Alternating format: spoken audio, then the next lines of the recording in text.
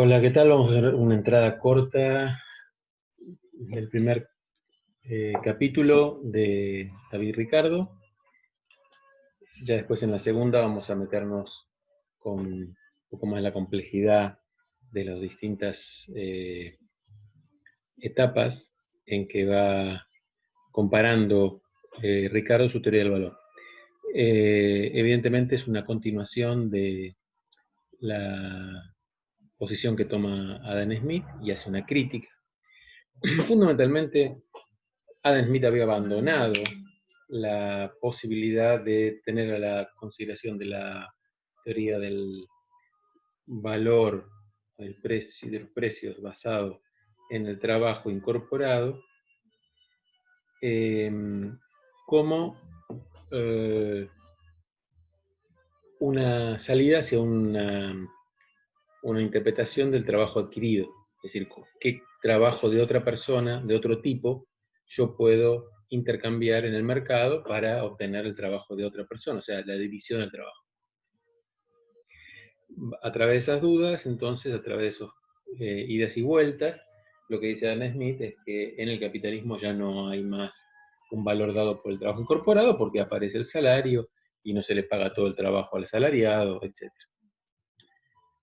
David Ricardo lo que va a plantear como hipótesis y que le va a llevar a poder identificar un planteo científico, es decir, poder encontrar que una crítica importante a la teoría de Smith es la teoría del coste social, donde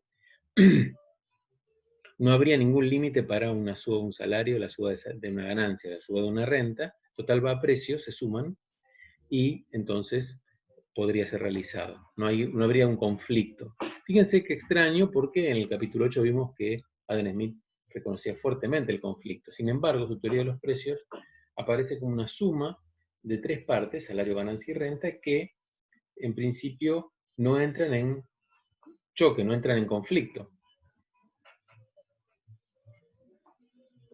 Vamos a ver eso más adelante cuando veamos las distintas tasas de ganancia definidas por Adam Smith, por David Ricardo y por Marx, en qué se diferencia.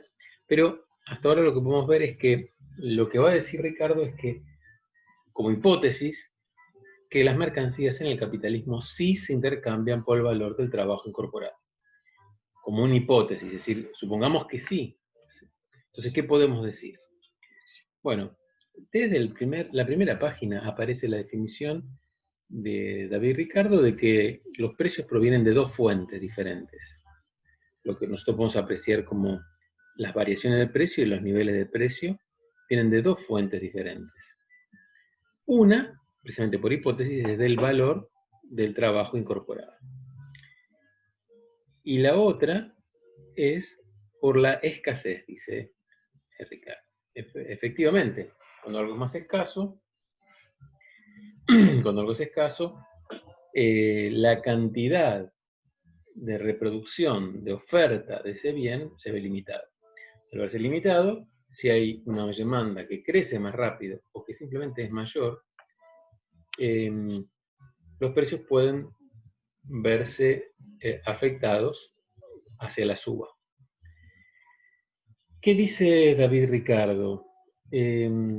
Vamos a compartir la pantalla y lo vamos leyendo. Él dice que cuando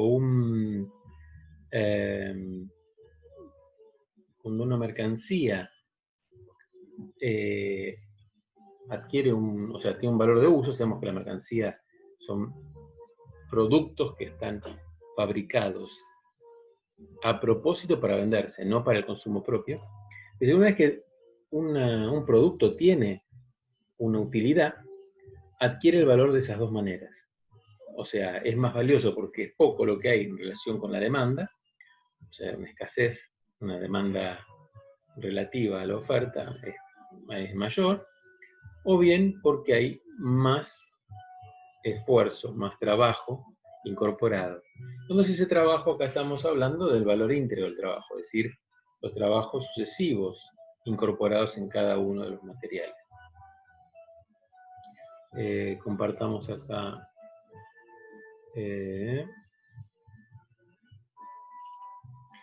ahí tenemos el texto que les pasé y la sección primera. Después vamos a ir en una segunda entrega con las otras secciones, que se complica un poco más, pero vamos a empezar con esta sección primera.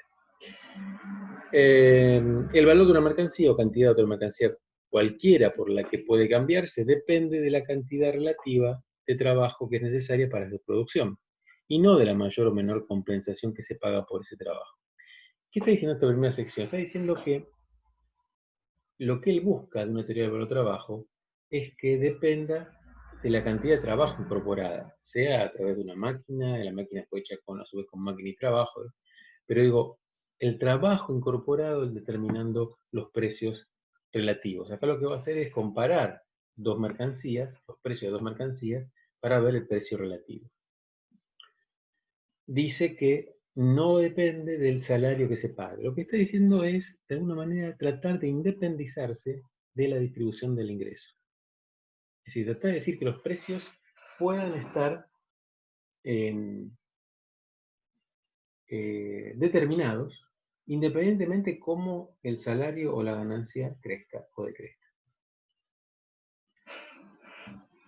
Dice en algún momento del capítulo, hablando de Adam Smith, las definiciones que da Adam Smith, y dice, acá puse en amarillo para que se vea desde dónde arranca la frase, dice, la utilidad no es la medida del valor de cambio, aunque le es absolutamente esencial, es decir, las cosas que no sirven no las vas a poder vender, así que tiene que estar necesariamente algo que tiene que ser útil, objetivamente útil.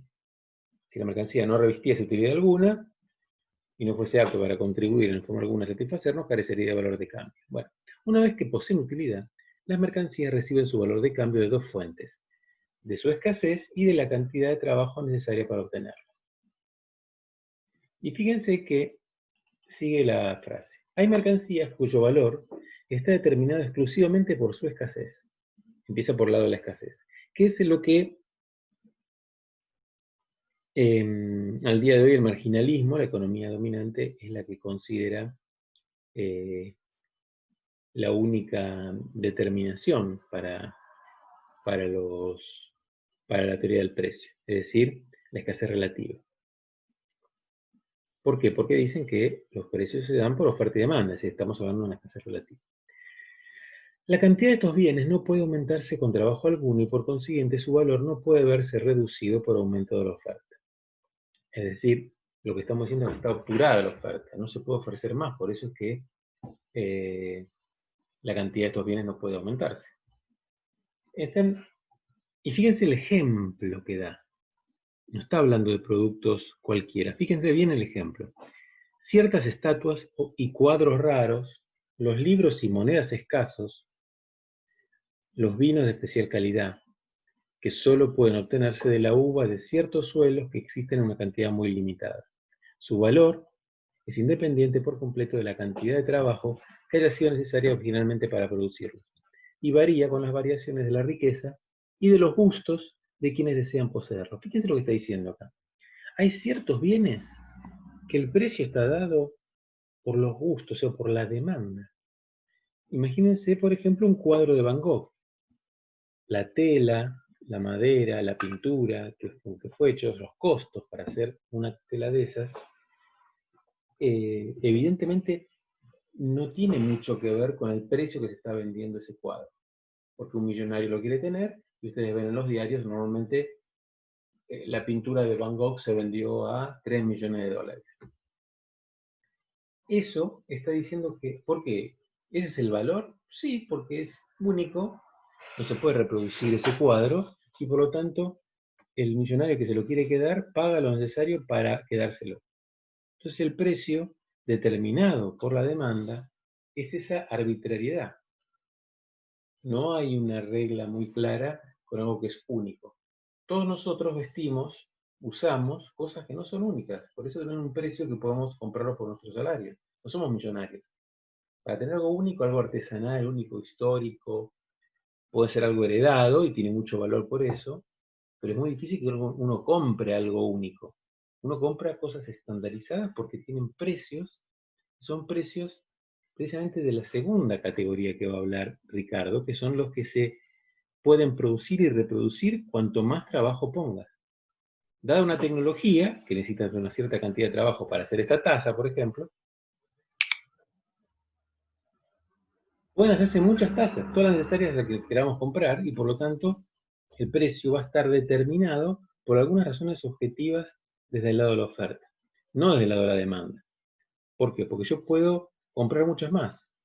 No tengo por qué regatear por una taza, pero sí por ahí por un cuadro de Van Gogh. Entonces, ciertos productos adquieren ese nivel de escasez, pero dice Ricardo inmediatamente que no son tan importantes. Fíjense cómo dice en el segundo párrafo.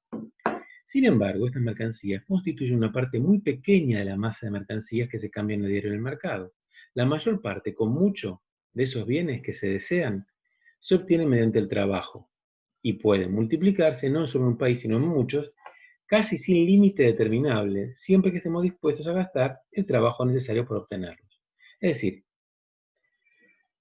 queremos comprar computadoras, no vamos a acabar las computadoras, porque cuanto más compramos, más se van a hacer. ¿Cuál es el límite cercano? Los recursos naturales están lejos de agotarse, para nada. Recursos naturales que uno puede llamar extinguibles, exhaustibles, qué sé yo, minas de cobre en el mundo, por hablar del cobre, ¿no? Vamos a hablar de petróleo. Y para miles de años, cobre no usado. Ahora se puede reusar cosas que ya se usaron de cobre, se puede reemplazar por algún producto que reemplace mejor sus características de conductividad eléctrica. O sea, puede haber un montón de cosas que si se pusiera muy caro el cobre, pero no se van a poner caros por escasez. Se va a poner caro porque el costo de extracción puede ser muy alto. A veces hay que perforar más a la tierra e ir mucho más profundo. Entonces, esos tipos de productos en el capitalismo son de costo de oportunidad. Significa. Si hay que ir a Marte a sacar cobre y es más barato que sacarlo del fondo de la Tierra, porque sería mucho más caro, vamos a ir a Marte a sacar ese cobre. Porque el costo menor es el que está determinando la posibilidad, la oportunidad de ganar algo más en la venta. Lo que entonces dice Ricardo es que hay dos tipos de productos. El grueso de los productos que usamos puede ser reproducido casi sin límite alguno. Cuanto más gente hay, más se produce. Cuanto más demanda efectiva hay, como decía Adam Smith, o sea, efectiva que pueda pagar, contante y sonante, con pesos, más se va a producir, porque así el productor puede ganar dinero produciendo. Ahora bien,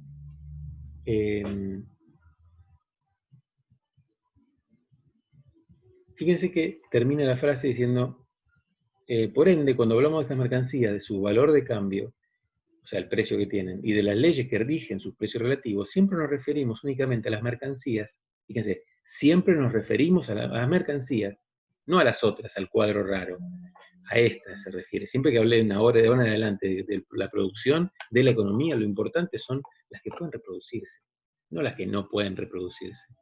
No solo porque son pequeñas, porque una porción ínfima, la mayor parte de la población no tiene un cuadro de Van Gogh en su casa, puede tener cuadros truchos, pero ahí son reproducibles. Y si son reproducibles, entonces el precio va a tender a estar determinado por la oferta, no por la demanda.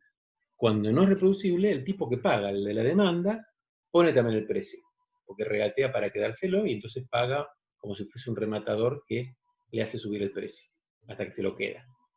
Nosotros vamos a comprar cualquier producto, o sea, vamos a ver la humanidad compra algo a partir de su ingreso, que normalmente es un ingreso medio, un ingreso salarial, compra un vino, compra una cerveza, compra carne, compra una gaseosa, son precios que están dados por la oferta, por la tecnología que fue necesaria para hacer ese producto, es decir, te dice cuánto de plástico, cuánto de azúcar, cuánto de líquido, cuánto de esto, cuánto del otro, da un costo más la tasa de ganancia, y esa tasa de ganancia tiende a ser la misma porque hay competencia.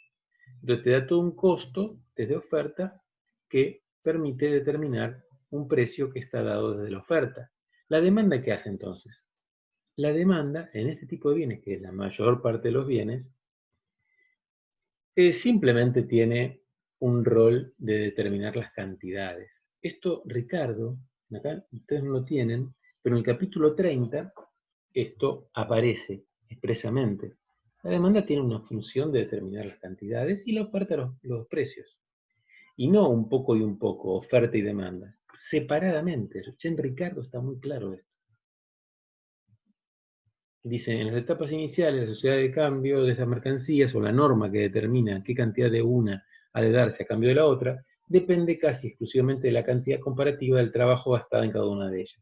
Acá vamos a ver que va a hacer la comparación de dos precios. Simplemente en la próxima entrega vamos a ver un poco más cómo podemos escribir esto que está diciendo formalizado, ¿no? Ricardo. Porque acá solo tiene literatura, pero vamos a poner algunas cuentitas sencillas para ver qué es lo que está diciendo Ricardo.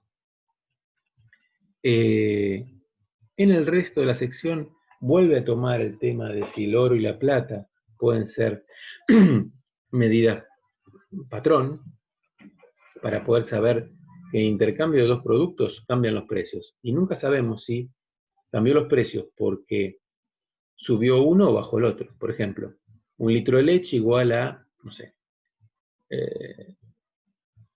un periódico, un diario igual a 2 litros de leche. Si esa relación cambia y hago un litro de leche igual al precio de un diario, un periódico, yo no sé si bajó el precio del periódico o subió el precio de la leche. Podrían ser las dos cosas, no sé. Quieren hallar algún tipo de bien que sirva de patrón, como un metro. Yo sé que el metro no cambia.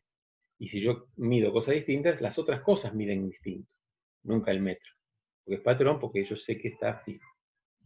Bueno, eso recién en 1960 Piero Rafa va a hallar lo que está buscando acá Ricardo. Pero, y Smith.